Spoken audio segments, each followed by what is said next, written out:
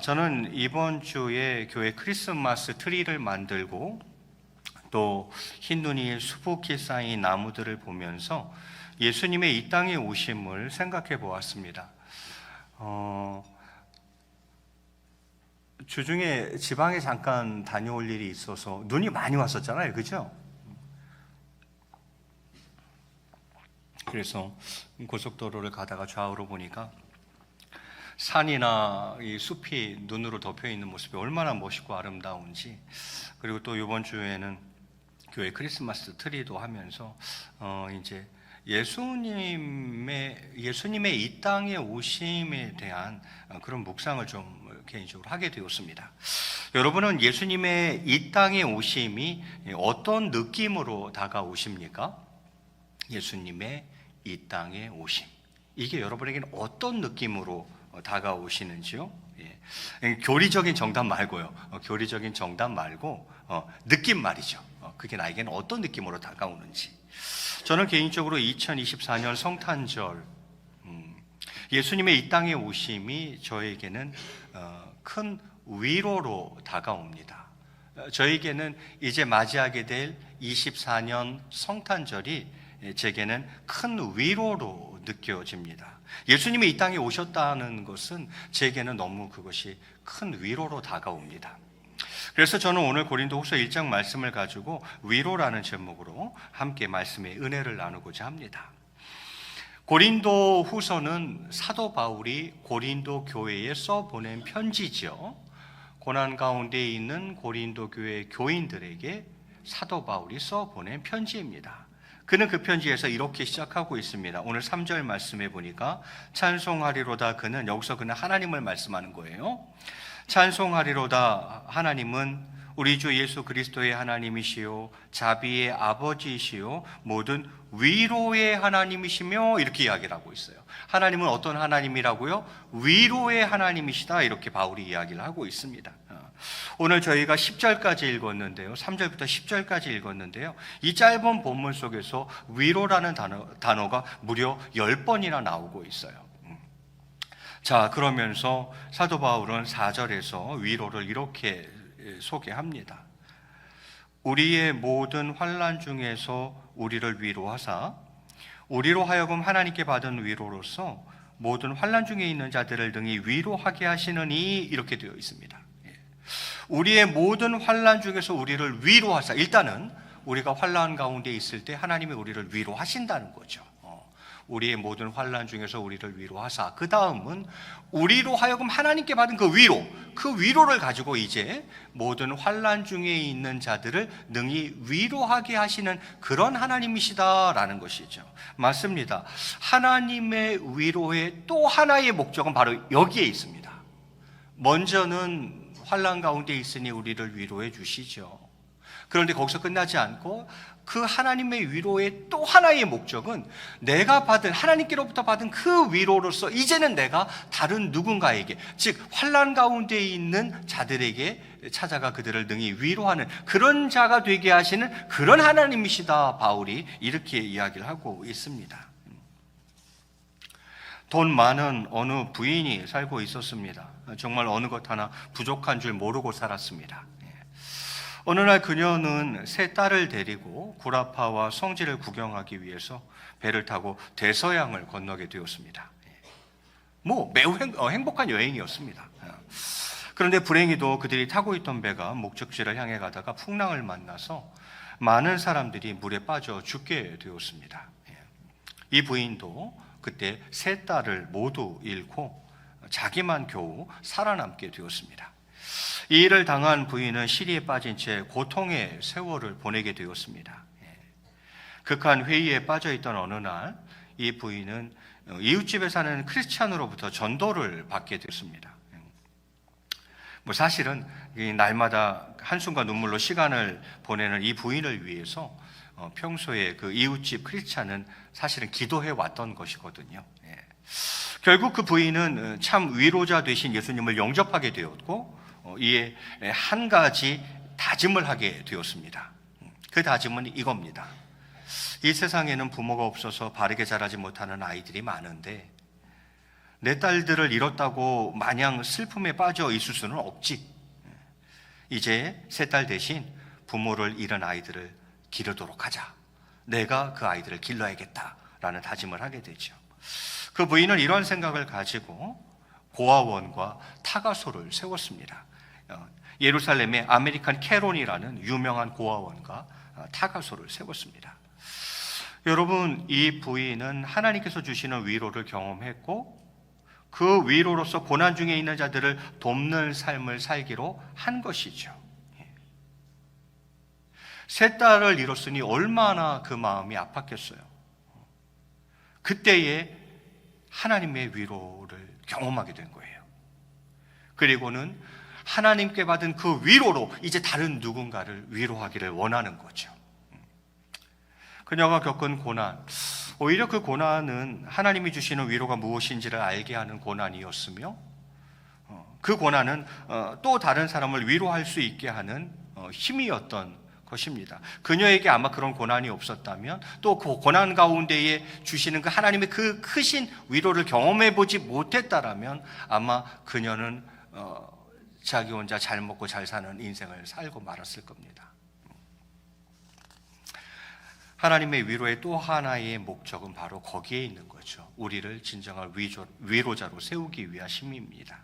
그러면서 5절의 말씀은 이렇게 이어지고 있습니다. 5절은 우리 한번 같이 읽겠습니다. 시작. 그리스도의 고난이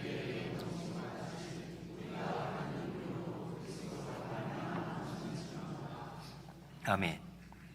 고난과 위로의 상관성을 이야기하고 있는 것이죠. 그리스도의 고난이 우리에게 넘친 것 같이 우리가 받는 위로도 그리스도로 말미암아 넘치는도다 이렇게 이야기를 해요. 위로와 고난과 위로는 상관이 있다는 거예요. 관계가 있다는 것이죠. 어떤 관계입니까? 고난과 위로는 비례한다는 것입니다. 고난이 넘치면 위로도 넘친다는 거예요. 고난이 크면 위로도 크게 임한다는 거예요. 그것을 사도 바울이 지금 말씀해주고 있는 것이죠. 그러면서 6절에 이어 말씀하기를 6절 하반절만 읽겠습니다. 이 위로가 너희 속에 역사하여 우리가 받는 것 같은 고난을 너희도 견디게 하느니라 이렇게 되어 있어요. 이 위로가 너희 속에 역사해가지고 너희가 고난을 견디게 하느니라 이렇게 되어 있습니다. 그 고난을 너희도 견디게 하느니라. 이건 결국 위로의 목적이죠. 그리고 위로가 가져다주는 효과를 이야기하고 있는 것입니다. 위로의 목적은 무엇이고 위로는 우리에게 어떤 효과를 가져다 주는가 하는 것이죠. 이 위로가 너희 속에서 역사해가지고 고난을 너희도 견디게 한다는 거예요. 그러니까 이 위로는 고난을 견디게 한다는 것이죠. 위로를 주시는 이유는 고난을 견디게 하기 위함이요, 위로는 그런 효과를 가져온다는 것이죠. 바울이 그것을 지금 이야기하는 것입니다. 여러분, 바울은 지금 고린도 교회를 위로하길 원해요. 고난 가운데 처해 있는 고린도 교회 성도들을 위로하길 원해요. 그래서 오늘 말씀을 통해서 지금 바울이 고린도 교회 성도들에게 용기를 북돋우고 있는 것입니다. 고난을 당하며 견뎌내는 과정에 하나님의 위로가 있게 된다는 말씀이죠. 그래서 바울은 나는 걱정하지 않는다 이렇게 이야기를 합니다. 고난이 있어? 그럼 고난이 있으면 위로도 있어. 고난이 커? 그럼 위로도 커. 그래서 나는 너희가 고난 가운데 있지만 내가 걱정을 덜한다 이렇게 이야기를 하는 거죠. 그 말씀이 바로 7절입니다. 너희를 위한 우리의 소망이 견고함은 너희가 고난에 참여하는 자가 된 것 같이 위로에도 그러할 줄을 알미라 이렇게 바울이 이야기해요.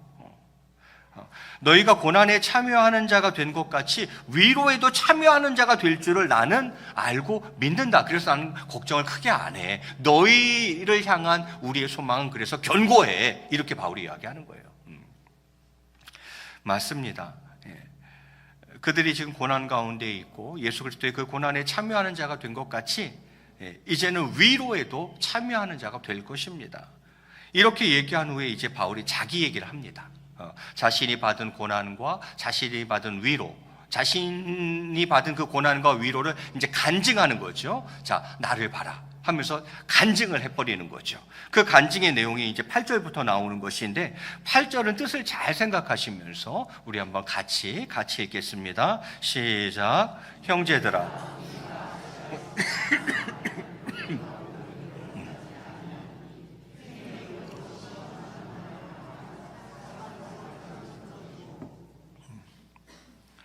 자, 바울이 간증을 하는데 뭐라 그럽니까?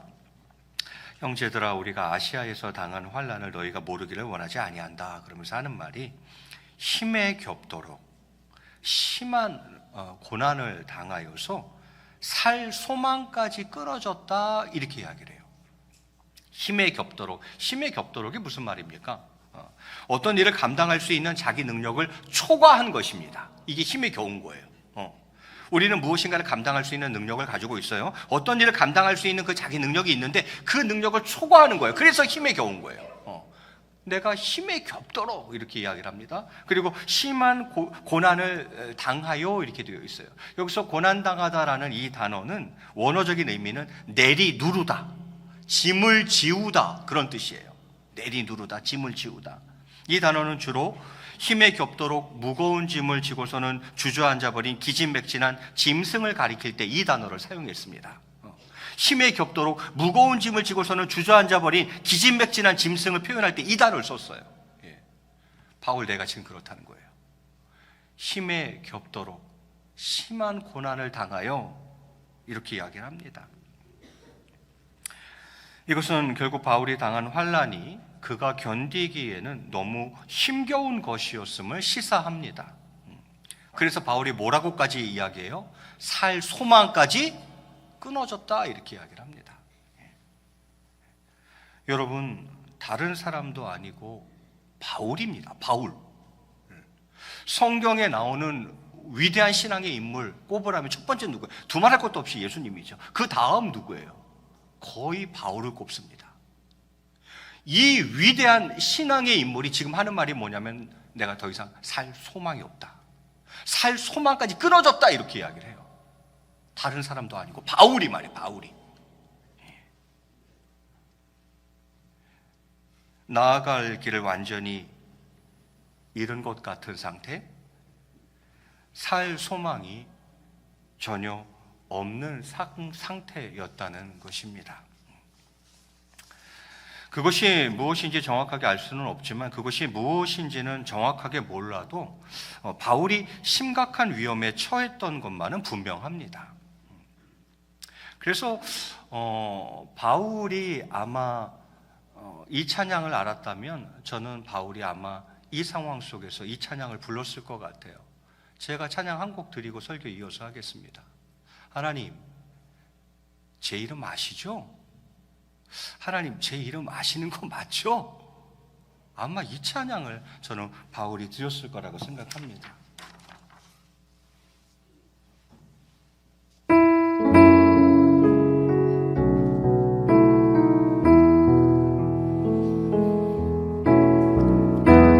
나를 지으신 주님, 내 안에 계셔 처음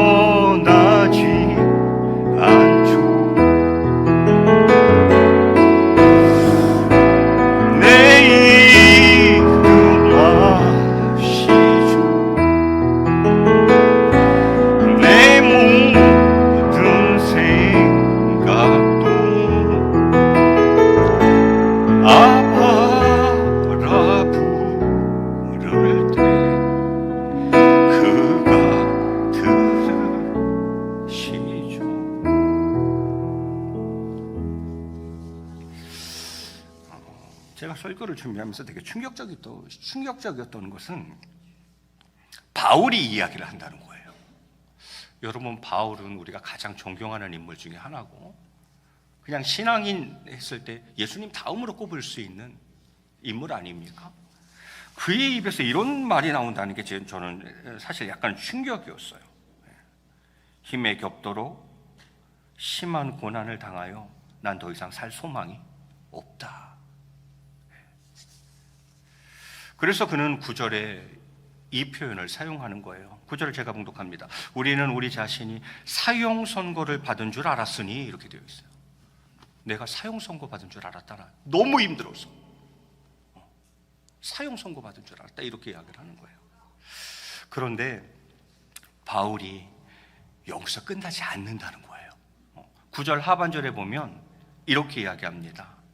내가 지금 이러한 고난 가운데 있는 이는 우리로 자기를 의지하지 말고 오직 죽은 자를 다시 살리시는 하나님만 의지하게 하심이라, 이렇게 이야기를 합니다. 이게 중요한 거예요. 이게 중요한 거예요. 하나님이 내게 이 고난을 허락하신 이유는 우리로 자기를 의지하지 말고 어떤 하나님? 죽은 자도 다시 살리시는 그 하나님만 의지하게 하려고 하나님이 내게 이 고난을 허락하셨다. 바울이 이렇게 이야기하는 거예요. 나는 사형 선고를 받은 줄 알았다. 이건 죽음의 위기를 느꼈음을 말하는 것입니다. 바울이 지금 죽음의 위기를 느끼고 있는 거예요. 그런데 이유를 그가 그렇게 설명하지 않습니까? 바울이 마치 죽음에 직면한 인간처럼 된 것은 자기를 의지하지 않고 부활의 하나님만을 의지하게 하려는 하나님의 섭리였다는 거예요. 자기는 그렇게 본다는 거예요. 이건 하나님의 섭리야. 내가 나를 의지하지 않고 죽은 자도 살려내는 하나님의 능력, 그것만을 의지하도록 하시려는 하나님의 섭리야. 바울은 이렇게 해석하고 있는 거예요. 자신의 삶을 그렇게 해석해내고 있는 거예요. 사실 누구보다도 인간적인 훌륭한 조건을 갖춘 바울은 은연중에 자기를 의지하려는 생각을 가질 수도 있었을 것입니다. 바울이 누구예요? 신앙 떠나서 그냥 바울이 누구예요? 그 당대의 최고 엘리트예요. 탑 클래스에 있던 사람이에요. 그러니 누구보다도 인간적인 훌륭한 조건을 갖춘 바울은 은연중에 자기를 의지하려는 생각을 가질 수도 있었을 것입니다. 그러나 거듭되는 죽음의 위협은 바울로 하여금 자기에 대한 신뢰가 얼마나 어리석은 일인지를 통감하게 했을 것이고, 그렇죠. 뭐 내가 할 수 있는 게 없는데 뭐. 거듭되는 죽음의 위협 말이죠. 그 앞에서 무력함을 느끼는 거예요. 내가 할 수 있는 게 아무것도 없어. 이 고난 가운데 내가 할 수 있는 것은 아무것도 없어. 아무리 내가 똑똑해도 안 돼. 여러분, 거듭되는 죽음의 위협은 바울로 하여금 자기에 대한 신뢰가 얼마나 어리석은 건지를 통감하게 했을 겁니다. 그리고 하나님만이 진정한 구원자이시며 위로자 되심을 인식하고 하나님만을 의지하려는 생각을 갖게 했을 것입니다. 아, 그렇구나. 이 삶에서 나를 구원하시리, 이 고난 가운데서 나를 위로하시리 하나님밖에 없구나. 하나님만을 의지하려는 생각을 갖게 했을 거예요. 그렇습니다. 하나님께서 고난을 허락하신 이유는, 나에게 하나님이 고난을 허락하신 이유는 세상의 헛된 곳에 마음을 빼앗기지 말고, 하나님께서 나에게 고난을 허락하신 이유는 연약한 인간의 힘을 지나치게 의지하지도 말며, 하나님께서 고난을 허락하신 이유는 오직 하나님만을 더욱 굳건히 의지하게 하기 위해서였던 것입니다.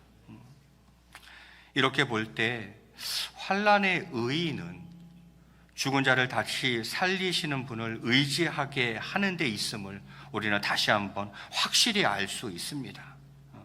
환난의 의의는 거기에 있습니다. 여러분, 9절에서 하나님을 어떻게 표현했는지 기억나십니까? 오직 죽은 자를 다시 살리시는 하나님만 의지하게 하심이라, 이렇게 되어 있어요. 하나님을 뭐라고 표현하고 있어요?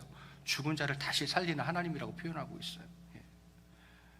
여러분, 고난 가운데 있습니까? 부활의 소망이 있습니다. 부활의 소망이 있는 거예요. 죽음 같은 고난을 경험하고 계십니까? 그래서 부활이 우리에게 소망이 되는 거예요. 또한 죽은 자도 살리는 하나님의 능력의 소망이 있습니다. 죽은 자도 다시 살려내시는 그 하나님의 능력, 그 능력을 의지해야 합니다. 바울은 10절에서 마지막으로 이렇게 고백합니다. 오늘 마지막 말씀이니까 같이 한번 읽겠습니다. 시작. 그가 이같이 큰 사망에서 우리를 건지셨고 또 건지실 것이며 이후에도 건지시기를 그에게 바라노라. 아멘. 여기서 그는 하나님을 또 말하는 거예요. 하나님이 이같이 큰 사망에서 우리를 건지셨고 또 건지실 것이며 또 이후에도 건지시기를 나는 하나님께 바란다, 이렇게 이야기하네요. 과거의 힘겨운 고난 속에서 하나님께서 건져주셨고 또 현재에도 건져주고 계시고 하나님께서 미래에도 건져주실 것을 소망하고 있는 것입니다. 바울은 과거 현재의 죽음의 위협에서 건져주신 하나님을 의지함으로 미래의 구원에 대한 확고한 소망을 가진 것이죠. 맞다. 내 살아온 날들 돌아보니까 너무 힘든 때 진짜 있었는데 그때도 하나님이 건져주셨고 지금도 하나님은 나와 함께 하셔서 나를 건져주고 계시고 그렇다면 앞으로도 건져주시지 않겠냐라는 거죠. 그 소망을 바울이 확고한 소망을 지금 가지고 있는 거죠. 여러분, 성도가 예수 그리스도를 믿고 따른다는 것은 곧 그분이 주시는 구원과 축복뿐만이 아니라 그분으로 말미암는 고난과 핍박도 아울러 받는 것을 의미합니다. 이것을 잊으면 안 돼요. 우리가 예수님을 믿는다는 것, 예수님을 믿고 따른다는 것, 그러면 그분이 주시는 구원과 축복 당연히 있죠. 구원과 축복이 있죠. 근데 그것만 있냐 이 말이에요. 솔직히 말해서 아니잖아요. 그분을 믿고 따름으로 말미암아, 그분으로 말미암아 고난과 핍박도 아울러 받는 것이다라는 것을 꼭 기억해야 됩니다. 그리고는요, 그러한 자신의 인생을 견뎌야 합니다. 그 자신의 인생을 견뎌야 해요. 그렇게 견디며 나아갈 때 하나님께서는 그것을 그냥 보고만 계시지는 않으시고 반드시 위로를 베풀어 주시는 것입니다. 아니, 그 고난보다 더 큰 위로를 베풀어 주시는 줄로 믿습니다. 그 고난을 덮고도 남을 위로를 베풀어 주시는 줄로 믿습니다. 그리고는 이제 하나님께서는 그 사람을 위로자 되게 하시는 거예요. 위로자 되게. 나와 같이 고난 가운데 아파하는 다른 누군가를 진심으로 위로하는 위로자가 되게 하시는 것입니다. 하나님의 위로를 경험해보지 못한 사람은 절대 위로자가 될 수 없어요. 내가 아파보고 내가 하나님의 위로를 진정으로 경험한 사람만이 다른 누군가의 아픔이 아프게 느껴지고 그 사람만이 그 사람에게 위로를 전할 수 있어요. 하나님은 우리를 그 자리까지 끌고 가고 싶으신 거예요. 이제 말씀을 맺을까 합니다. 이 시간 간절히 바라기는 여러분이 겪는 고난 위에 하나님의 위로가 임하시기를 정말 간절히 기도합니다. 사실 진짜 힘든 건 얘기를 못해요. 여러분 아십니까? 누군가에게 뭔 걸 얘기했다는 건 그 정도는 견딜 수 있는 고난인 거예요. 거의 진짜 견디기 힘든 고난은 사실 말을 잘 못합니다. 큰 고난을 겪고 있는 여러분에게 제가 다 알지는 못해요. 우리 성도님들 얘기 안 하신 건 전 모르겠죠. 저도 모르죠. 그러나 큰 고난을 겪고 있는 여러분 위에 하나님의 위로가 임하시기를 정말 간절히 기도합니다. 그리고 여러분이 지금 겪는 고난이 크면 클수록 더 큰 하나님의 위로가 임하게 될 줄로 믿습니다. 그래서 그 위로를 경험함으로 말미암아 나 또한 너무 아픈 고난 가운데 있는 누군가를 진정으로 위로하는 사람이 되는 줄로 믿습니다. 이 세 가지 은혜가 여러분에게 꼭 있으시기를 주님의 이름으로 간절히 축원을 드리겠습니다. 우리 같이 앞뒤 좌우로 한번 인사하시겠습니다. 위로받은 위로자가 됩시다.